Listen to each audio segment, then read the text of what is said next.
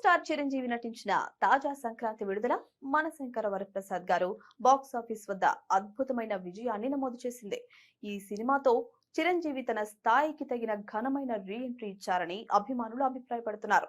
జనవరి 12న ప్రేక్షకుల ముందుకు వచ్చిన మనశంకర వరప్రసాద్ గారు విడుదలైన కేవలం 4 రోజుల్లో 190 కోట్ల రూపాయల మార్కును దాటేసింది. దక్షిణాదిన విడుదలైన ఇతర భారీ చిత్రాల కంటే ఈ చిత్రం బాక్స్ ఆఫీస్ వద్ద దూసుకెళ్తోంది.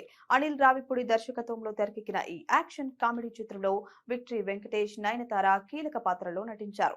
సినిమాకు పాజిటివ్ రివ్యూలు రావడం, చిరంజీవి నటన ఇలా అన్ని కలిసి భారీ కలెక్షన్స్ కు దారితీశాయి. ఈ రోజు గడిస్తే 200 కోట్ల రూపాయల మార్కును చేరుకుంటుందని అంచనా.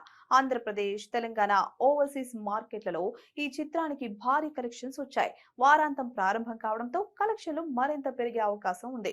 సీనియర్ హీరో వెంకటేష్, సచిన్ ఖేడేకర్, హర్షవర్ధన్, జరీనా వహాబ్ వంటి వారు కీలక సహాయక పాత్రలు పోషించారు. ఈ చిత్రాన్ని Shine Screens, Gold Box Entertainments నిర్మించగా భీమ్స్ సిసిరోలియో సంగీతం సమకూర్చారు.